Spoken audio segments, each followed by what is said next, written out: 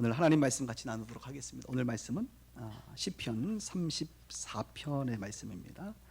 구약성경 825페이지에 있는 시편 34편 7절부터 15절까지 보도록 하겠습니다. 7절부터 15절까지 제가 읽겠습니다. 여호와의 천사가 주를 경외하는 자를 둘러 진치고 그들을 건지시는도다. 너희는 여호와의 선하심을 맛보알지어다. 그에게 피하는 자는 복이 있도다. 너희 성도들아 여호와를 경외하라. 그를 경외하는 자에게는 부족함이 없도다. 젊은 사자는 궁핍하여 줄일지라도 여호와를 찾는 자는 모든 좋은 것에 부족함이 없으리로다. 너희 자녀들아 와서 내 말을 들으라. 내가 여호와를 경외하는 법을 너희에게 가르치리로다. 생명을 사모하고 연수를 사랑하여 복받기를 원하는 사람이 누구뇨? 내 혀를 악에서 금하며 내 입술을 거짓말에서 금할지어다. 악을 버리고 선을 행하며 화평을 찾아 따를지어다. 같이 있습니다. 여호와의 눈은 의인을 향하시고 그의 귀는 그들의 부르짖음에 귀 기울이시는도다. 아멘. 오늘은 시편 7번째 시간 여호와를 경외했는가라는 제목으로 말씀을 나누도록 하겠습니다. 우리가 보통 1년 하면 52주라고 알고 있습니다. 그래서 주일 예배도 1년에는 이제 52번 주일 예배를 드리게 되는데요. 그래서 주보를 만들 때 보면 맨 위쪽에 제11권 52호 이런 식으로 이제 쓰는데 오늘은 보니까 제11권 53호 이렇게 쓰여졌어요.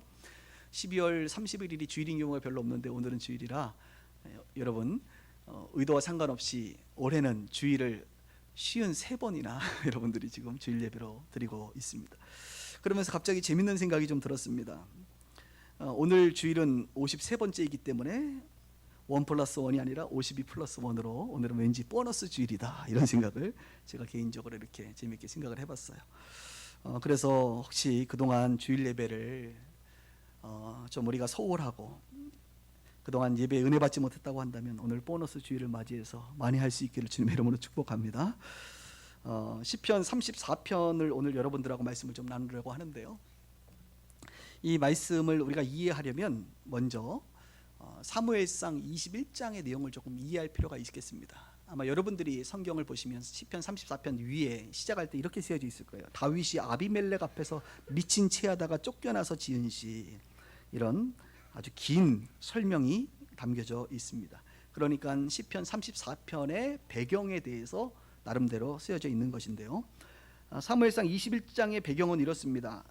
다윗이 사울 왕으로부터 도망자 신세로 계속적으로 힘들게 살아가는 것을 여러분들이 젊었을 때 다윗의 모습을 알고 있을 것입니다.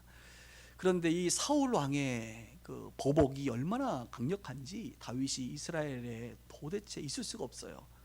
어디 있다고 하면 금방 신고가 되어서 군사들이 찾아와 다윗을 죽일 것만 같은 그런 고통 가운데 다윗이 시간을 보내게 됩니다. 그래서 다윗이 이스라엘이 아니라 이방 나라인 블레셋이라는 나라로 도망을 가게 됩니다. 여러분 블레셋 하면 뭐가 떠오릅니까? 골리앗이 떠올라요. 골리앗이. 그래서 다윗이 이 골리앗을 죽이고 사실 왕이 됐잖아요. 그리고 이미 골리앗을 이제 죽인 상태이고, 그래서 블레셋 사람들에게 다윗은 적 중에서도 주적이야 주적, 그죠? 주적인데 이 다윗이 그곳에 가게 됐다는 거예요.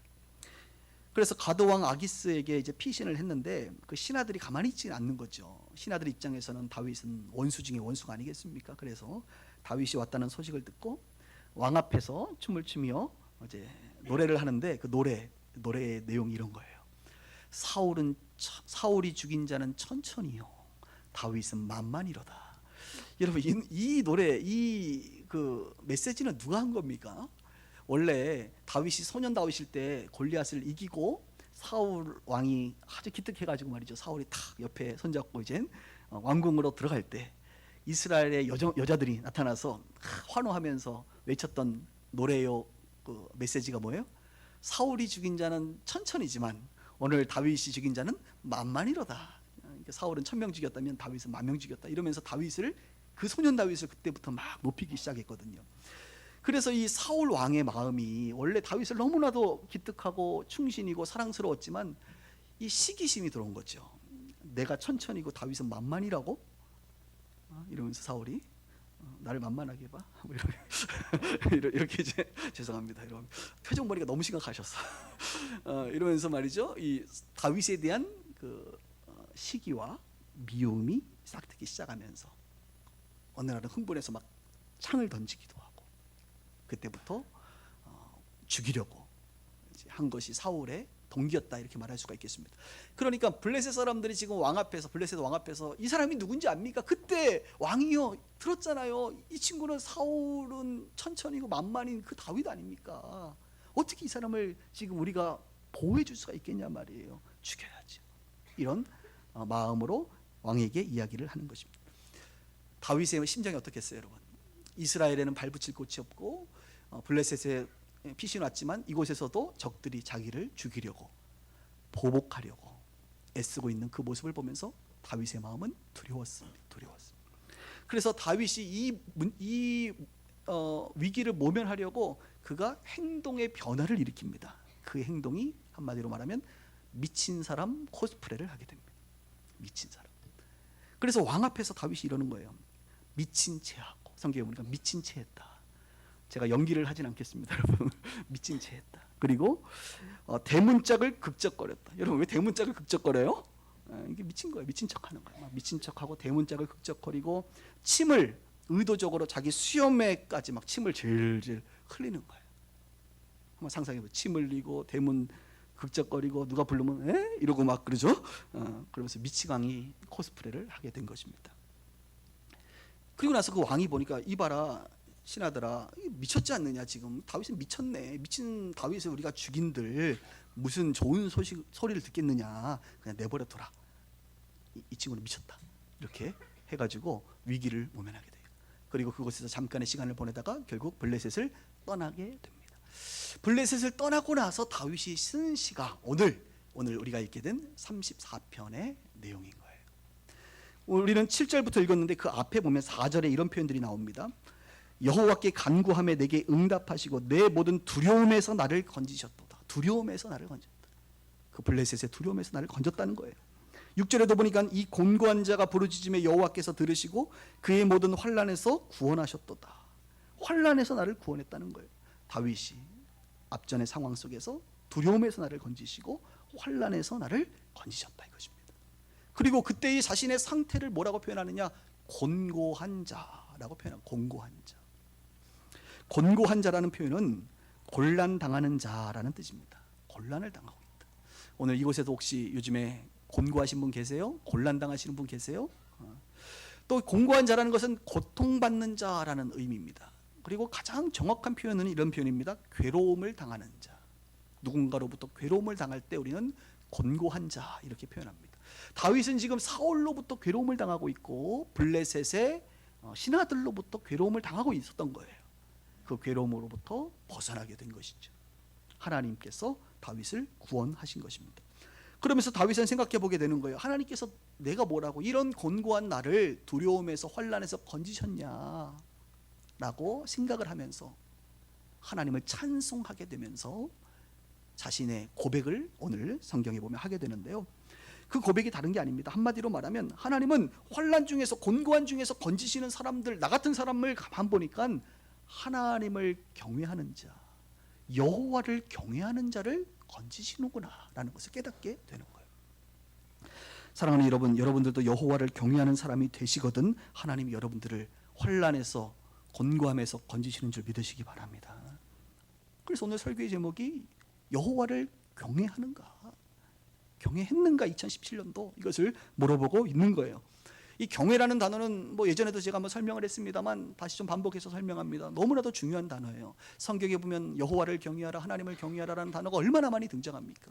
이 경외라고 하는 단어, 경은 공경한다라는 의미고 외는 두려워한다는 거예요. 그러니까 하나님은 어떤 분이시냐?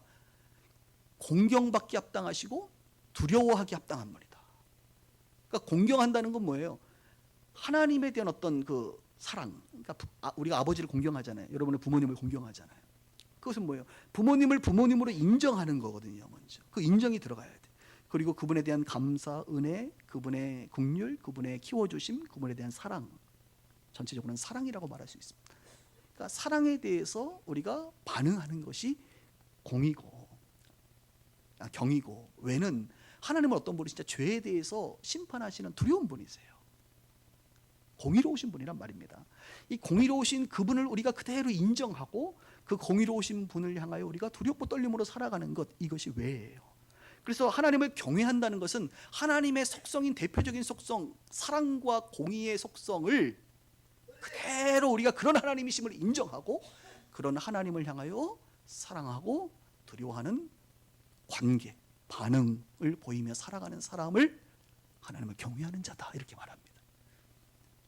여러분, 하나님을 경외하십니까? 라고 누가 물어보면 너무 관념적이잖아요. 나 경외하는 것 같은가? 아닌가? 한번 여러분 잘 생각해 보세요. 하나님 정말 사랑하세요? 하나님의 은혜를 찬양하세요? 하나님의 구원의 은혜를 감사하십니까? 그 하나님을 날마다 이전보다 더 많이 사랑하고 계시냔 말이에요. 그리고 하나님은 죄에 대해서 심판하시는 분이시요, 만홀의 여김을 받지 않으시는 분이십니다. 그 하나님을 두려워함으로, 두렵고 떨림으로 우리의 구원을 이루어가고 있느냐 말입니다. 이 두 가지의 속성을 그대로 여러분의 삶에 반영하며 살아가는 것이 하나님을 향한 경외함입니다.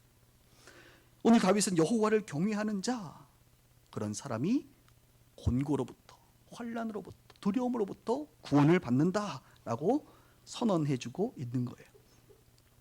그래서 여호와를 경외하면 어떤 일이 벌어지는지 자신의 간증을 하고 있는 거예요. 7절에 볼까요? 여호와를 경외하면 여호와의 천사가 주를 경외하는 자를 둘러 진치고 그들을 건지신다. 너희는 여호와의 선하심을 맛보아할지어다. 그에게 피하는 자는 복이 있도다. 이렇게 말합니다. 다윗은 이렇게 고백해요. 여호와를 경외하면 천사들이 돕는구나. 이것을 그는 고백하게 됩니다. 천사들, 우리 계속적으로 지금 몇 주간 천사들에 대한 이야기를 하고 있죠. 지난주 성탄절에는 가브리엘 천사를 얘기했습니다. 목자들에게 천사가 나타나서 이야기를 하게 됐죠. 그리고 천사가 이야기할 때, 예수님에 대해서 예언할 때 천군들과 천사들이 함께 그분을 찬송했다 그랬죠.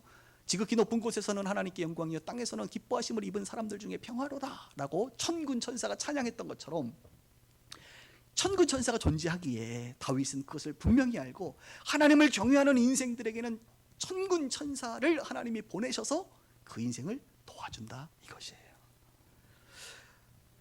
어떻게 도와주느냐? 약간 군대 스타일인데 오늘 보니까 둘러 진친다. 군대 갔다 오신 분들은 진지를 만들죠. 진지는 어디를 향해서 만듭니까? 적이 오는 방향을 향해서 진지를 구성해요. 적이 오는 방향을 향해서 기관총도 넣고 총도 넣고 뭐 폭탄도 넣고 이렇게 한단 말이에요. 그러니까 적들이 오는 그 방향을 향하여 둘러 진을 딱 치는 거거든요. 그런데 이것을 누가 한다고요? 천사들이. 그러니까 여러분의 인생에 여러분들을 공격하고 여러분들을 환난에 빠뜨리고 여러분들의 인생을 두렵게 하는, 마치 다윗으로 말하면 사울, 다윗으로 말하면 그 블레셋의 그 신하들, 그들이 다윗을 죽이려고 막 달려든단 말입니다. 그때 천사들이 착 진을 치고 있는 거예요. 다윗을 보호하고 있는 것이죠. 다윗이 잠잘 때 그 천사들이 불침번 쓰는 거예요. 다윗이 감당하기 어려운 그 힘을 천사들이 그 힘으로 보호해 주는 것이, 보초 쓰는 거예요. 마치 우리가 대통령이 어디 나가면 경호원들이 쫙 둘러진치잖아요. 그거예요. 천사들이, 여러분들이 오늘도 예배 마치고 집으로 가고 여러분의 일상의 삶을 살아갈 때 천사들이 둘러진친다는 거예요. 어떤 사람에게? 하나님을 경외하는 사람에게. 다윗이 그것을 고백하고 있는 것입니다. 이런 내용들은 신약에도 많이 나옵니다. 사도행전에 대표적으로 천사들과 연관돼서 나오는 인물이 베드로죠. 베드로가 감옥에 2번 갇히는데요. 감옥에 갇혔을 때 누가 감옥에서 끄집어줄 수 있느냐? 유력한 정치인도 아니고 교회 성도들도 아니고 천사들이 나타나서 이 베드로가 감옥에 있을 때 꺼내줍니다. 옥문이 열리게 합니다. 베드로는 하나님을 사랑하는 사람이죠. 예수님을 사랑하는 사람. 네가 나를 사랑하느냐? 예, 주님, 내가 주님을 사랑합니다. 베드로는 연약하지만 진심으로 주님을 사랑했던 사람이에요. 그렇게 주님을 사랑하고 자신이 예수님 앞에 부인했을 때 회개하고 통회하고, 그렇죠? 하나님을 경외하는 자가 베드로였어요. 이 베드로의 인생에 천사들이 지금 다윗처럼 함께 도와주는 거예요. 진치고 있는 거예요. 빠져나갈 길을 만들어주고 공격하지 못하도록 막아주고, 요즘 젊은 애들 표현으로 뭐 본다 그랬잖아요. 이렇게 보고 고쳐 쓰는 거. 이런 것들이 바로 천사들이 돕는 일이다, 이렇게 말할 수가 있겠습니다. 그러므로 여러분, 우리가 참 많은 것들을 의지하려고 하는 유혹이 우리 인생에 참 많습니다만, 저는 여러분들이 다른 것을 의지하기보다는 하나님을 경외하는 자가 되세요. 그냥 하나님을 경외하는 자가 되면 천사들이 여러분들을 도와주십니다. 그리고 그 천사들은 하나님이 보낸 자들이에요. 영물입니다. 천사는 원래 영적인 존재이기 때문에 우리 눈에 보이지 않습니다. 하나님께 수종드는 자들입니다. 하나님을 찬양하기도 하고 하나님의 메시지를 사람에게 전달하기도 하고, 특별히 하나님의 백성들을 위해서 대신 싸워주는 존재가 바로 천사들입니다. 우리에게 도움을 주는 존재예요. 그래서 우리가 천사를 숭배할 필요는 없습니다. 천사는 하나님의 수종드는 자로서 그냥 우리를 돕는 존재예요. 우리는 하나님을 경외하고 하나님을 예배하고 하나님의 사랑을 입은 자가 되면 하나님께서 우리에게 천사들을 보내서 우리를 돕게 하신다는 것입니다. 하나님을 경외하는 자, 특별히 예배의 자리, 찬양의 자리에 저는 가끔 이렇게 자주는 아니지만 가끔 우리의 예배 가운데 천사들이 좀 함께 하는 것 같은 느낌을 살짝 받을 때가 있어요. 조심해야지, 괜히 얘기하면 또 우리 목사님 좀 이상하다 이럴까 봐. 여러분 그런 거 없어요? 막 찬양할 때 어떨 때 보면 누가 화음 넣고 있지? 누가 화음 넣고 있어요? 막 뒤에서? 아닌 것 같은데, 내 사람이 없는데 왠지 천사들이 화음 내는 것 같은 느낌을 받을 때가 있다니까요.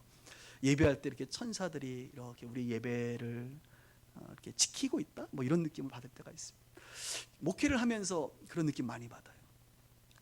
우리가 하나님을 더 사랑하고 하나님이 기뻐하시는 교회가 되면 뭐가 이렇게 우리의 능력으로 지켜지지 않는, 그러나 천사들이 뭔가 지키고 있는 그런 느낌을 좀 받습니다.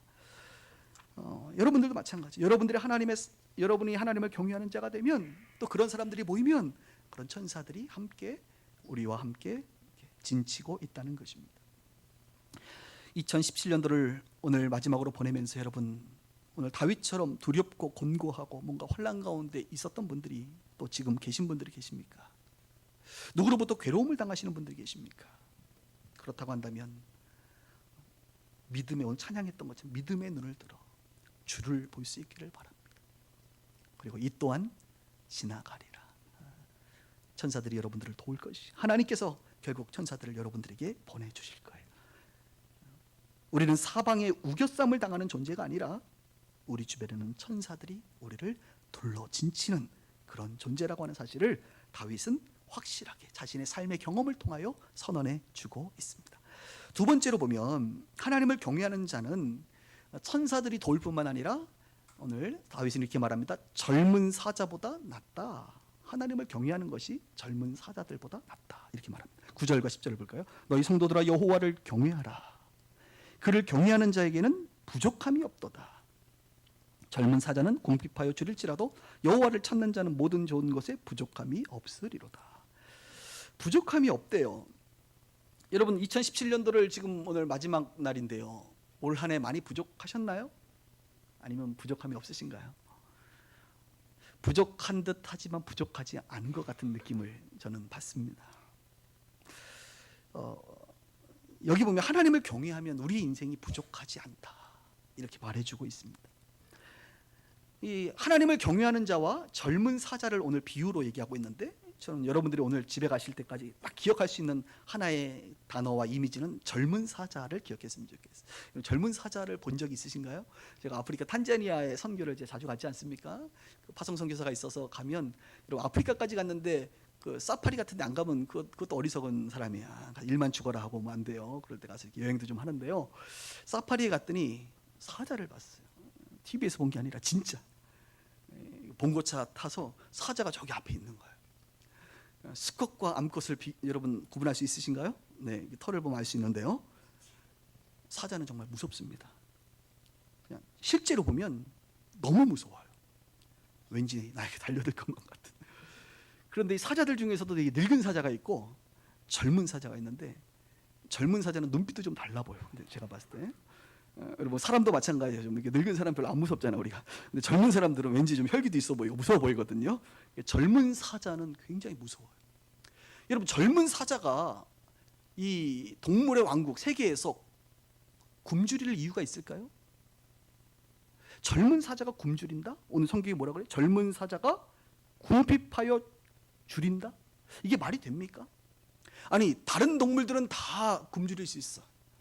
근데 사자는 굶주리지 않잖아요. 사자는 그 생태계에서 굉장히 그 먹이사슬에서 위 레벨이란 말입니다.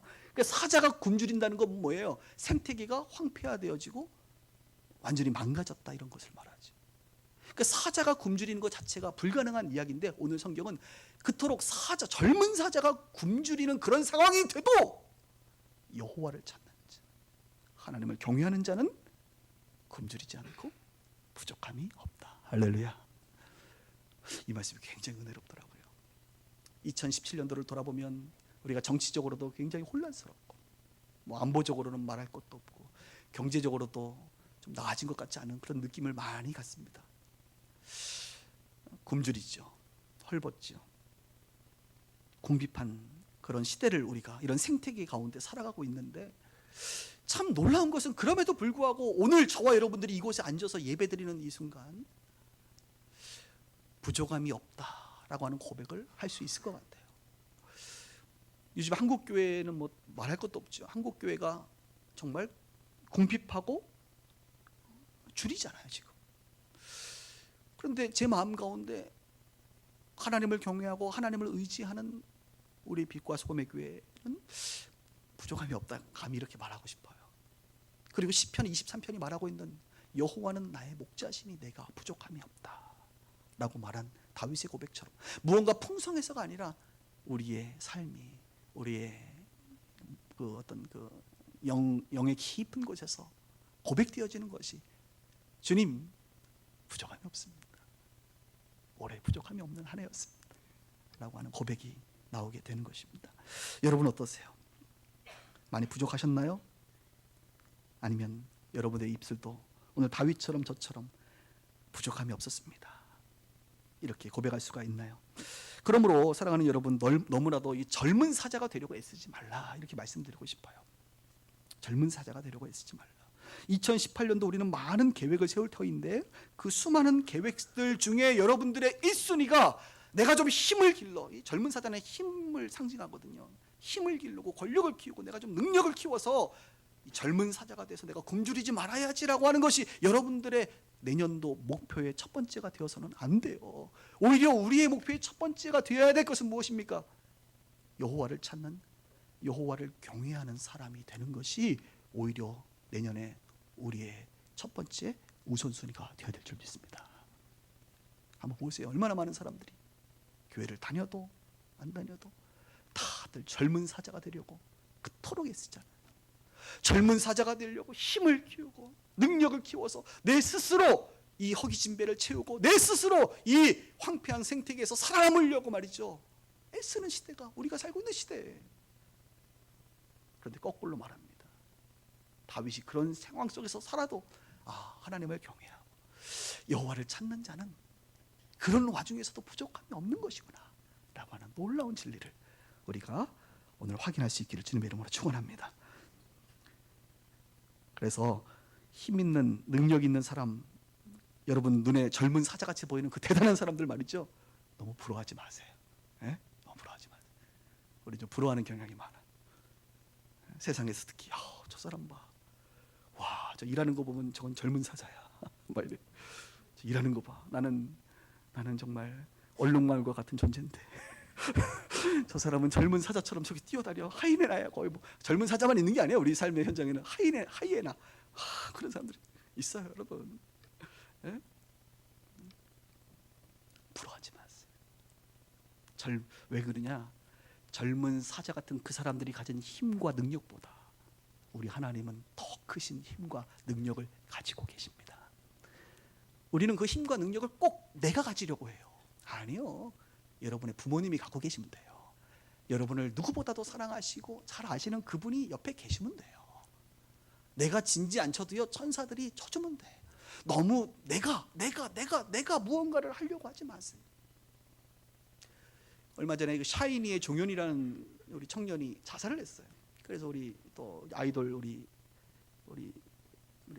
덕후들이 아주 그냥 많이 힘들어했죠. 그 종영군 장례식장을 보면 이제 십자가가 있어요. 그러니까 기독교인이라고 이제 표현되는 건데 그 뭡니까 그 이제 유서들 곳곳에 이제 묻어난 유서들의 내용들을 종합해 보면 결론은 뭐냐? 가장 많이 등장하는 단어는 나라는 단어입니다. 내가 나. 그러니까 교회를 다녀도 여전히 내 안의 주인이 나인 거기 때문에 내가 힘들고 내가 잘 못하는 것 같고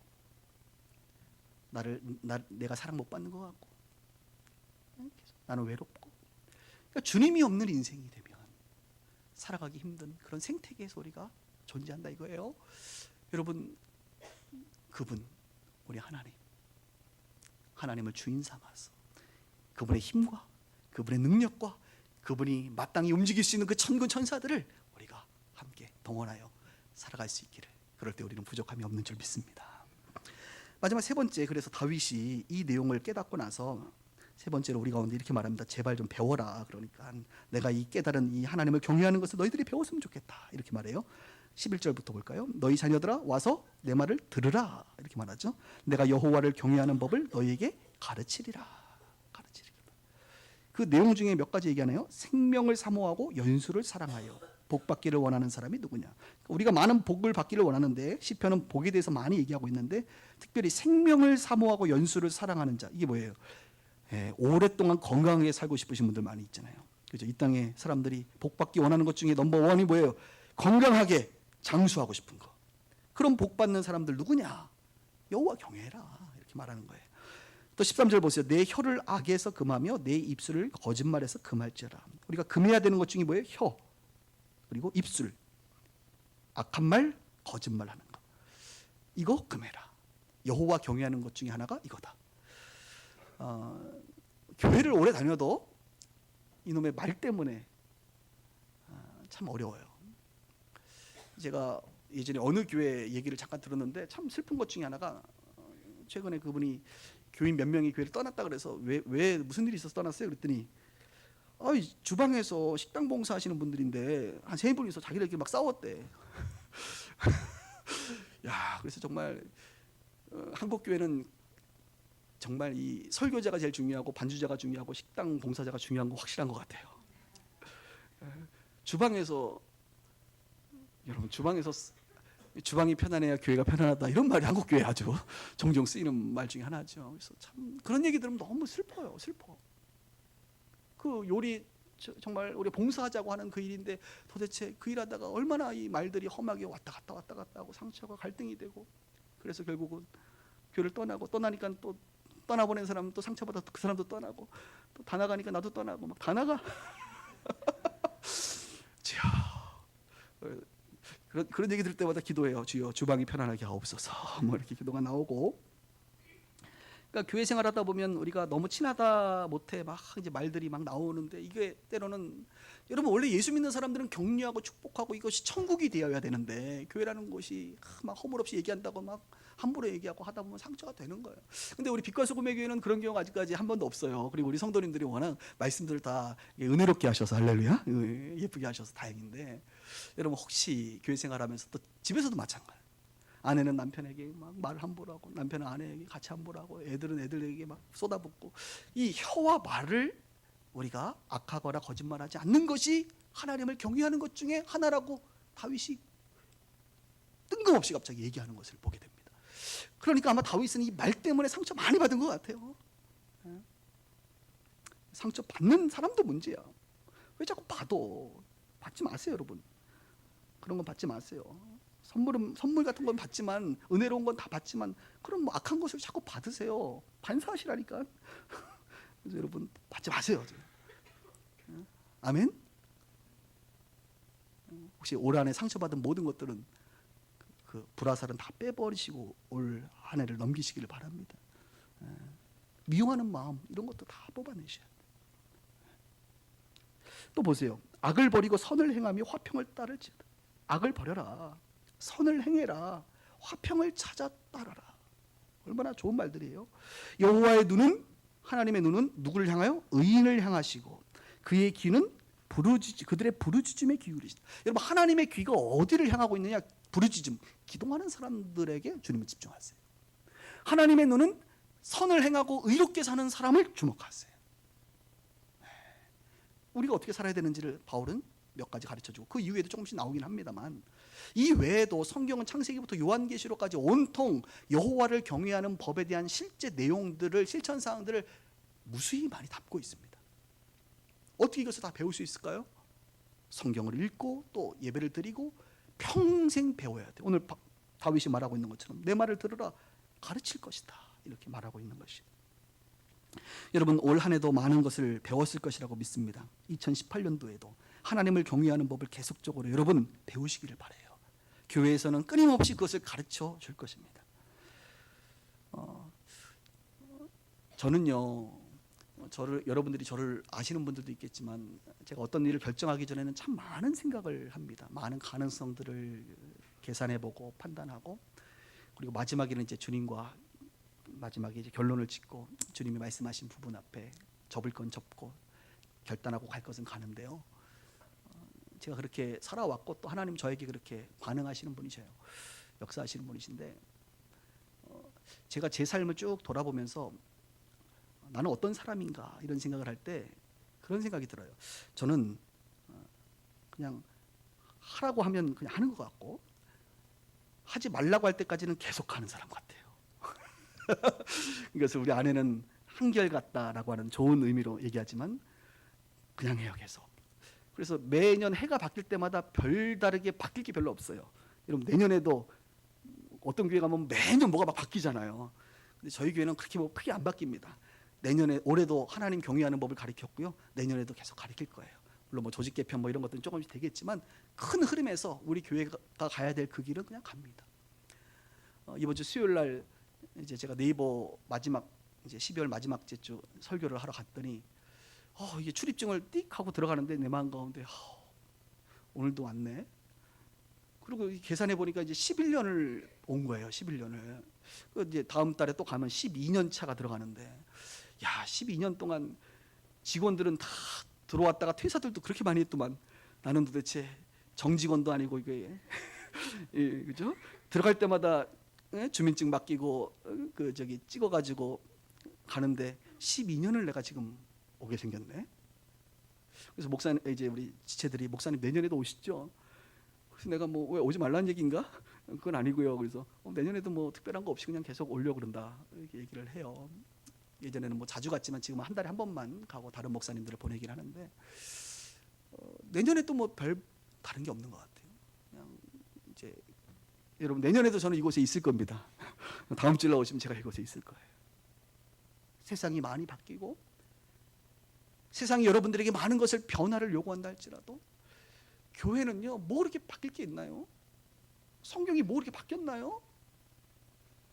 우리 하나님 예배하고 하나님 경외하는 자로 평생 살아가는 건 아니겠습니까? 오늘 보니까 거의 1년 만에 온 친구들이 있어요, 여기에. 내가 오늘 올 줄 알았어. 항상 송구영신 예배 때나 마지막 주에 오는 우리 뭐 혜선이라든지 우리 뭐 이렇게 있습니다, 몇 명. 오늘 아주 오랜만에 왔는데, 1년 만에 왔는데 목사님 계시잖아, 그죠? 있는 거예요. 여러분들이 하나님이 허락하신 그 자리에 있어야 하듯이 내년에도 우리 교회는 계속 여호와 경외하는 법을 가르칠 것이.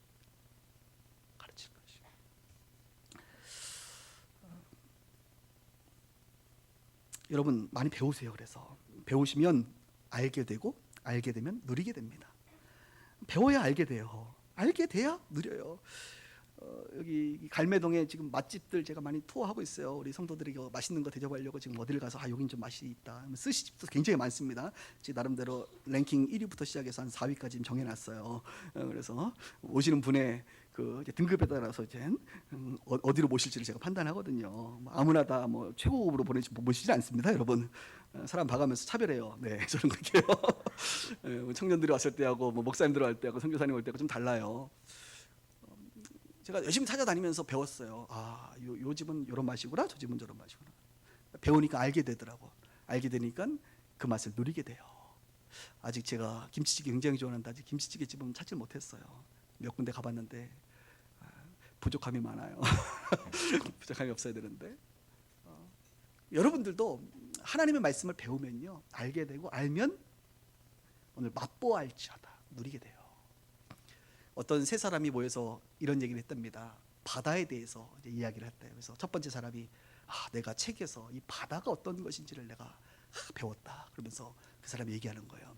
야, 바다는 어쩌고 저쩌고 저쩌고 저쩌고 쭉 얘기를 하니까 두 번째 사람이 툭 치면서 이렇게 얘기했다는 겁니다. 가보지도 않고 말이야. 예? 바다를 그림으로만 봤지. 나는 지난 여름에 바다 가봤잖아. 여름 휴가로 바다 갔다 왔어. 바다 가서 바닷물을 만져봤다. 이렇게 얘기를 하는 거예요. 예? 책으로만 배운 사람한테 이제 한마디 하는 거죠. 내가 가보니까 이번에 제주도 바다 갔는데 거기는 에메랄드 빛이 쫙 거기 있더라. 야, 바다 색깔이 너무 예뻐. 책에서는 안 보이지만 파도가 이렇게 다가오는 거 알아? 찰싹찰싹 다가온다 이거예요. 막 그런 얘기를 하는 거예요. 그리고 이 바다에 가면 물만 있는 게 아니라 바람도 있어. 얼마나 시원한지 몰라. 바람과 함께 느껴지는 그 바닷물 모르지? 이렇게 얘기를 하니까 첫 번째 사람이 갑자기 이제 주눅이 확 준 거예요. 두 번째 사람이 막 당당하게 얘기를 했더니 세 번째 사람이 가만히 있다가 툭 치면서 한마디 했어요. 바다 깊은 곳에 들어가 봤어? 이렇게 얘기를 한 거예요. 그래서 무슨 말인가 했더니 나는 해저 탐험도 해봤어. 이러는 거예요. 네? 바다 깊이 들어가면 얼마나 물고기가 수많은 물고기들이 있는지 몰라. 자기 나름대로 질서를 따라 움직이는데 그 움직임이 얼마나 아름다운지 몰라. 막 이렇게 얘기를 하는 거예요. 바다 깊은 곳에 가면 수초가 있고 그곳에 가면 생명의 꿈틀거림을 느낄 수가 있어 이 사람아. 막 이렇게 얘기를 하는 거예요. 바다가 얼마나 깊은지 알아? 그 깊이, 그 어둠과 위를 보면 햇빛과 이 빛과 어두움을 알 수 있는 곳이 바로 바다 깊은 곳이야. 바다는 신비로운 곳이야. 막 이렇게 얘기를 하는 거예요. 그랬더니 첫 번째, 두 번째 사람이 이제 할 말을 못 하는 거죠. 여러분, 바다에 대해서 이 하나의 사실만도 이렇게 알 수 있는 것이 달라요. 배워야, 경험해야 아는 거예요. 오늘 다윗은 자신의 삶을 통하여 경험한 거예요. 두려움 가운데, 환난 가운데 있는 자신의 모습 가운데 하나님을 경외했더니, 하나님을 경외하는 삶을 평생 살았더니 결국 천사들이 돕더라. 하나님을 경외했더니 젊은 사자보다 내 인생이 낫더라. 하나님을 경외하는 것 계속 배워야겠더라. 너희들도 그렇게 배웠으면 좋겠다라고 우리 가운데 권면해주고 있습니다. 사랑하는 여러분, 2017년도 여호와를 경외하셨나요? 2018년도는 여호와를 경외하는 우리 모두가 되기를 주님의 이름으로 축원합니다. 기도하십시다.